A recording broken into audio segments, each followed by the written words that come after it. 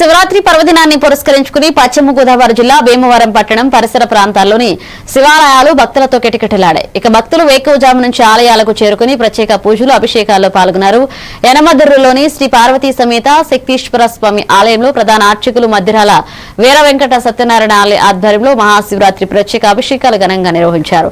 ఆలయ చైర్మన్ నడపన రాము, ఈవో దండు కృష్ణంరాజు, నాగబాబు తదితరులు కార్యక్రమాలను పర్యవేక్షించారు. ఇక వేకువజాము నుంచే ప్రారంభమైన పూజా కార్యక్రమాల్లో వేలాది మంది భక్తులు పాల్గొని స్వామివారిని దర్శించుకుని తీర్థ ప్రసాదాలు నిర్వహించారు. అలాగే ఆలయ ధర్మకర్తలు, సభ్యులు కూడా స్వామివారిని దర్శించుకుని ప్రత్యేక సేవల్లో పాల్గొన్నారు. ఎవరు చేయు నా పేరు మీద భక్తులకు ఏదైనా ఉపాయం పొందేటట్లుగా వరమేమని చెప్పని యమధర్మరాజు అమ్మవారిని ప్రార్థించారట. ప్రార్థిస్తే అప్పుడు అమ్మవారు ఈ గ్రామానికి యమునాపురం అని పేరు పెడుతున్నారని చెప్పని నామకరణం చేసింది ఈ ప్రాంతానికి.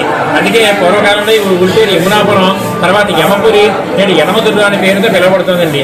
అమ్మవారు ఏమరవ ఇచ్చిందంటే ఎవరైతే భక్తులు ఇక్కడికి వచ్చి మమ్మల్ని దర్శిస్తారో, అభిషేకాలు చేసుకుంటారో వారికి ఎటువంటి అపవిత్ర దోషాలు, యమకట్టాలు ఉండవని చెప్పని నీ యొక్క పేరు చెప్పి మమ్మల్ని దర్శిస్తారని చెప్పి గ్రామం పేరు పెట్టాను ఆయన అని చెప్పని అమ్మవారు ఎప్పుడు పేరు పెట్టిందండి గ్రామం పేరు. అలాగే ఆలయ చైర్మన్ గారైన శ్రీ నడపన రాము గారు మరియు ఈవో గారైన శ్రీ దండు కృష్ణరాజు గారు, గ్రామస్తులు, ట్రస్ట్ బోర్డు సభ్యులంతా కూడా సహాయ సహకారాలతో ఈ యొక్క మహాశివరాత్రి సందర్భానికి కూడా చక్కగా వచ్చేటువంటి భక్తులు ఎటువంటి అసౌకర్యాలు లేకుండా వారికి మంచినీళ్ళు కానివ్వండి, వారి ఏది ఎదిగితే వారికి ఏ ఎరువులు లేకుండా అల్పాహారం కానీ పాలు కానీ భక్తుల సహకారంతో బయట చాలా ఆలయ ప్రాంగణంలో విశేషంగా ఇక్కడ చేస్తూ ఉంటారు.